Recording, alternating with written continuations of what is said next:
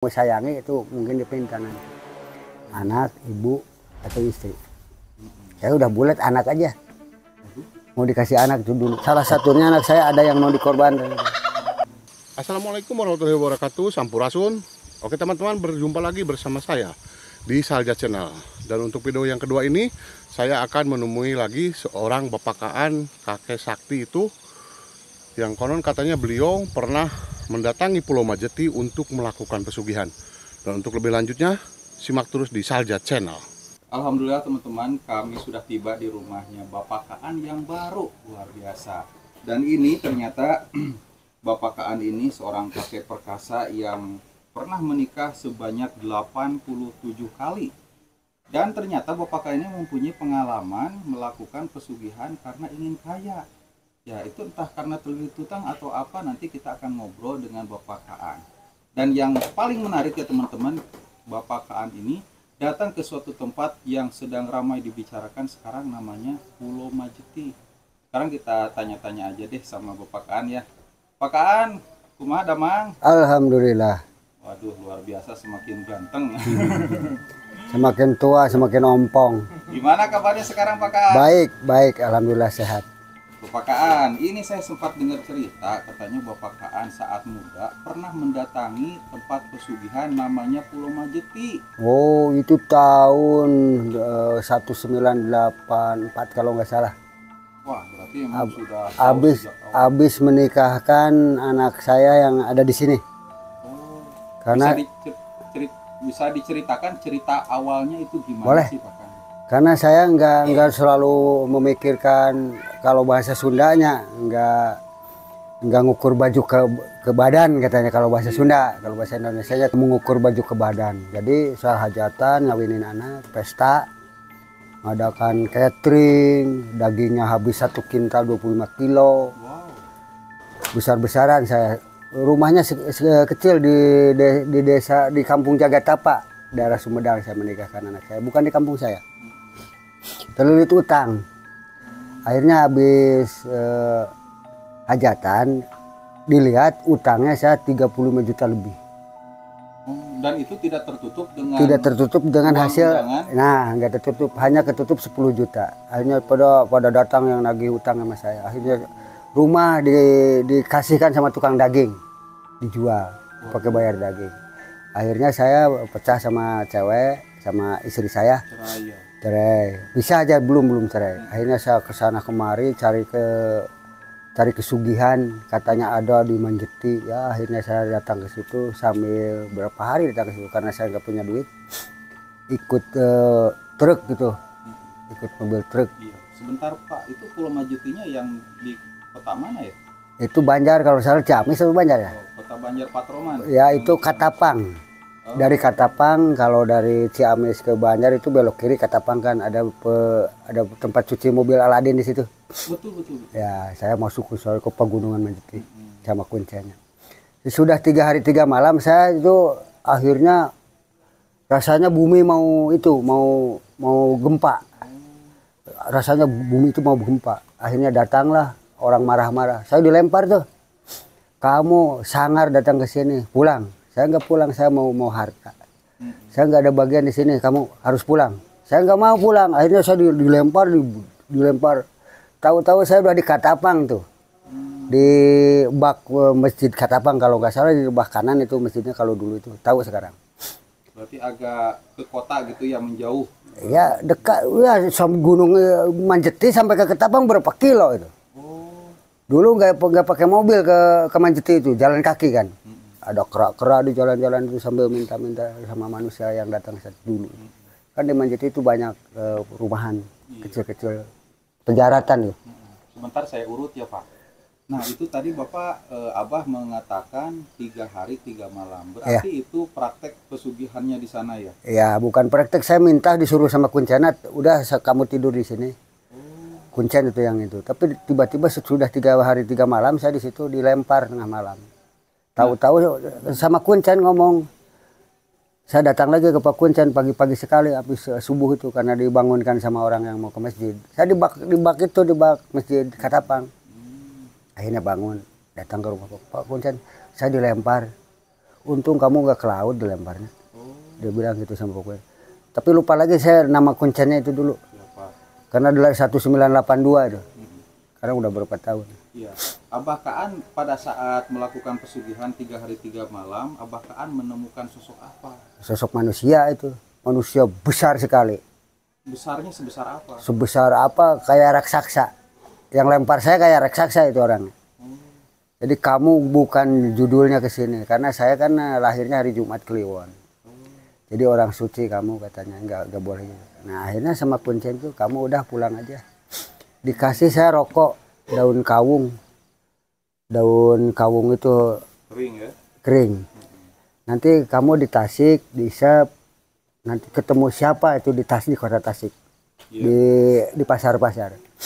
Itu betul-betul saya dulu itu. Disuruh ke kota Majalengka, terus ke kota Tasik. Itu di pasar itu banyak orang yang kayak kera. Oh. Jadi rokok itu menunjukkan wajah orang itu kok orang jualan itu berarti suka itu pernah itu kesugihan dari situ barangkali. Akhirnya saya Masya Allah itu kan kata kuncen kamu nanti harus ada tumbal orang yang paling dekat sama kamu kata dia gitu kan. Ya boleh yang penting gimana Pak Kuncen kamu harus bulat. Saya bukan bulat lagi, saya persegi 4. Susah dibalikin. Kalau bulat masih gampang dibalikin. Dikembalikan lagi ya kalau persegi saya persegi itu nggak bisa kan susah dibalikin. Harus banyak orang. Jadi sudah persegi. Yang penting utang saya kebayar. Iya. Dulunya gitu. Iya. Ya. Pada saat ngobrol sama kuncen pastinya pada saat melakukan pesugihan melakukan hal-hal seperti kawin dengan ratu ular. Enggak. Nah kalau Abah diceritakannya nanti pada saat melakukan pesugihan apa? Nanti kamu kalau datang dia minta dibeli katanya gitu. Dibeli apa? Misalkan ini sama Lukmas misal gitu. Jadi mana yang Abah sayangi, yang kamu sayangi itu mungkin dipinta nanti. Anak, ibu atau istri. Saya udah bulat anak aja. Mau dikasih anak itu dulu. Tapi Masya Allah. Saya sampai sekarang sampai nangis kalau ingat itu. Berarti Bah yang mau di Abah korban itu anak yang ditikahin itu? Anak yang dirahasiakan? Bukan anak yang ditikahin. Ada salah satunya. Salah satunya anak saya itu. Mau dikorbankan. Pastinya tidak diceritakan di sini. Jangan, itu nanti tahu anak saya. Oh berarti saya mau dikorbanin.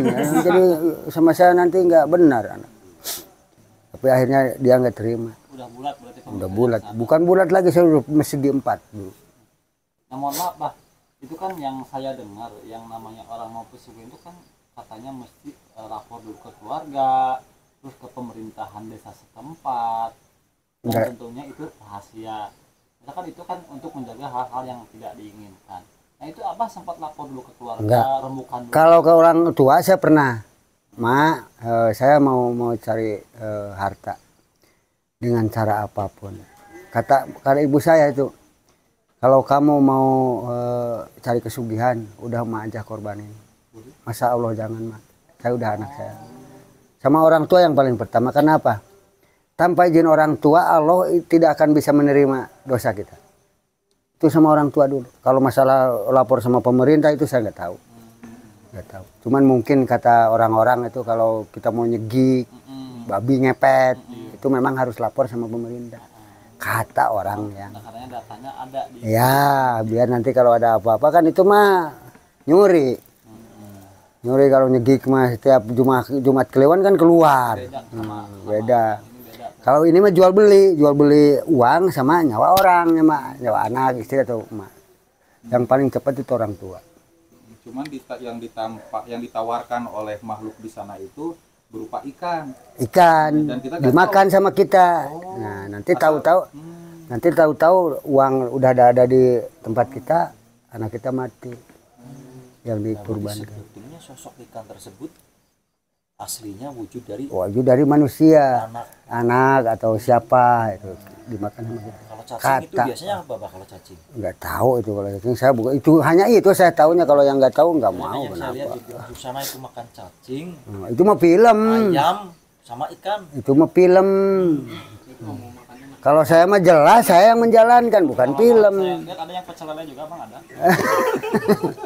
Yang kelapa ada ya. Kalau si Mas mah itu nonton film di sana. Kalau sama ya saya yang menjalankan mau kesugihan itu. Nah ikannya ikan apa? Kata itu, Pak Kuncen ya itu Ikannya ikan apa? emas. Ikan emas. Sebesar? Ya, sebesar kira-kira 1 kilo. Besar juga berarti. 1 kilo. Kalau misalkan itu kan datang itunya manusia biasa. Kalau kita diterima di situ, kata Pak Kuncen ya itu nanti ada perempuan atau laki, kita disuguhin makanan. Kalau Bapak kan makan itu kejadian bahkan. Kalau enggak misalkan muntah atau gimana itu enggak ketaekan. Jadi mesti habis itu makan. Mesti habis itu Sama ikan. nasi apa ikannya aja? Ikannya aja.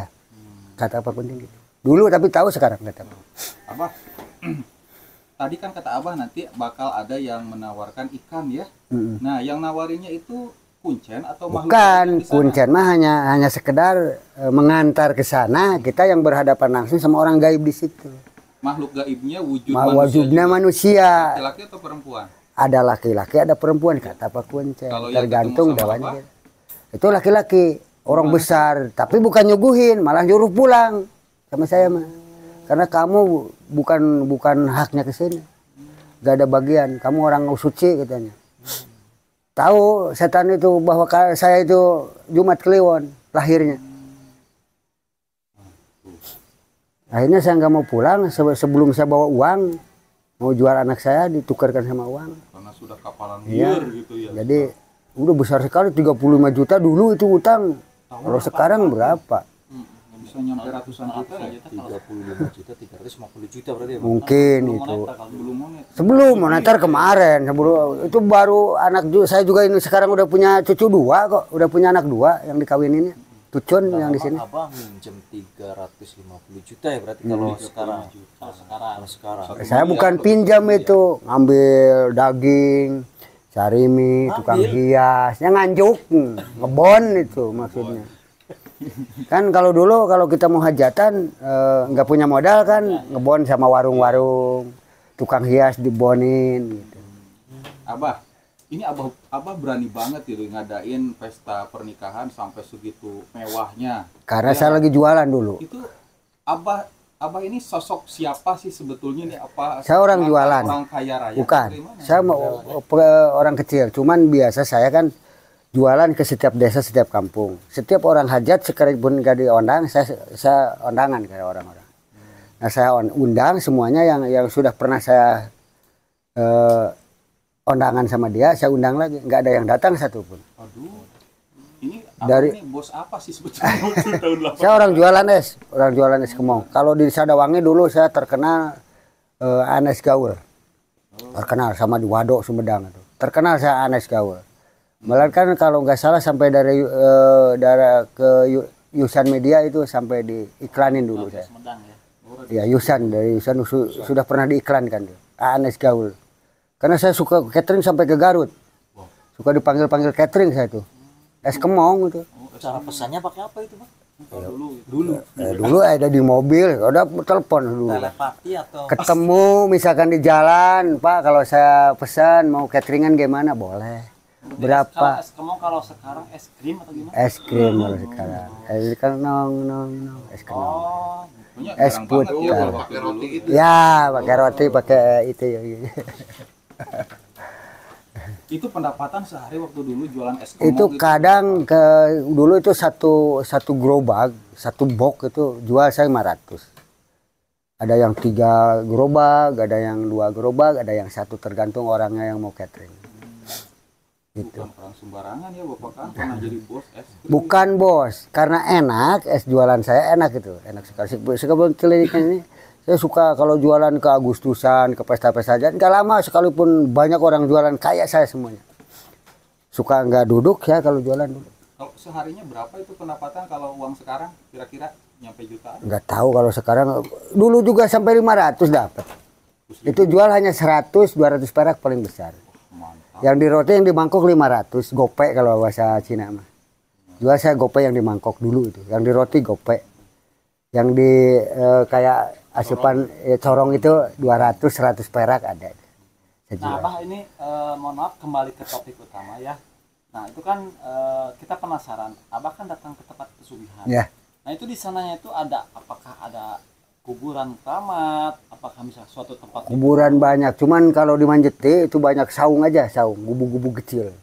apa gua, Abah? Lebih dari 40 itu. Banyak orang yang nginep di situ dulu waktu saya. Maksudnya di sana apa kuburan umum, apa patilasan siapa gitu? Enggak, disediakan barangkali itu kan kebun jati. Oh, Di tapi Manjete banyak itu. kuburan gitu. Kuburan sih nggak banyak, cuman itu menyediakan tempat tidur orang-orang yang tidur kan ada itu. Yang khusus mau pesugihan. Ya. Terus kuncinya juga banyak mungkin Bang. Nggak tahu. Katanya Itu di Katapang yang ada. Yang Abah temuin kuncinya. Kuncen Katapang. Oh, kuncen Katapang. Katapang.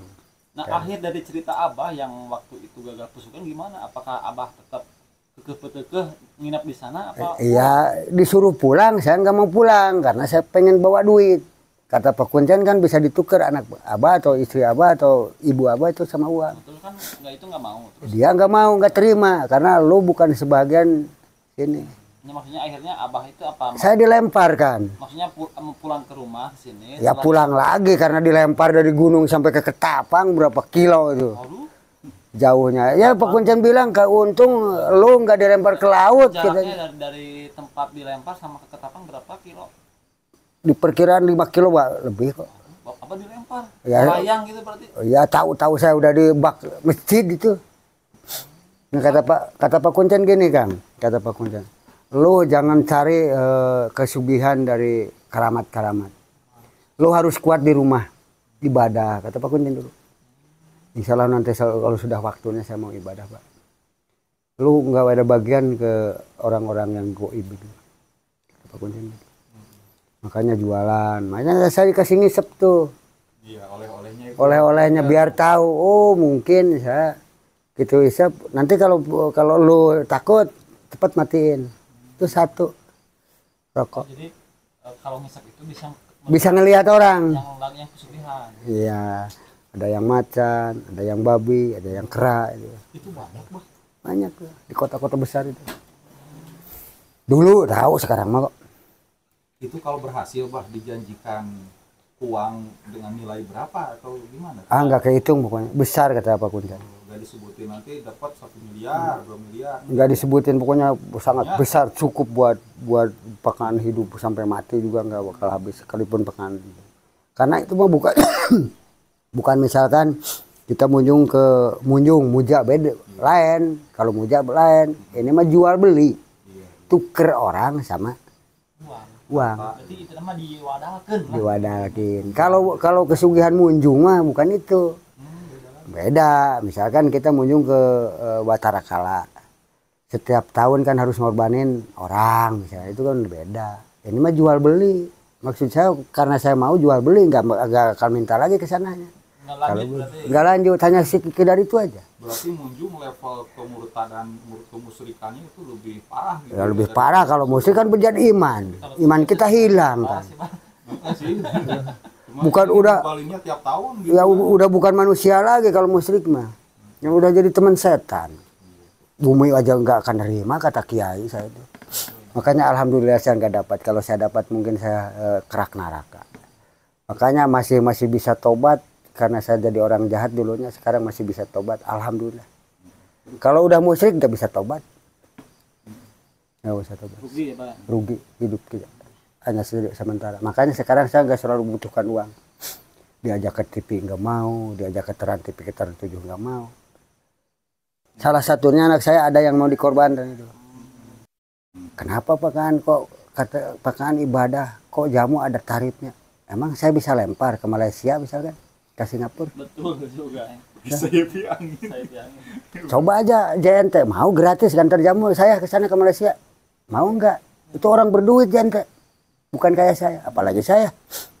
Jadi lebih baik ini ya. Nah, makanya mending datang ke sini. Ada yang gini, ke Anajar. Makan kan biayanya besar kan. Ya silahkan saya kasih resepnya. Kalau mau bikin, tapi buat orang kerja. Bukan ngobatin senjata, dan apa itu gula, bukan.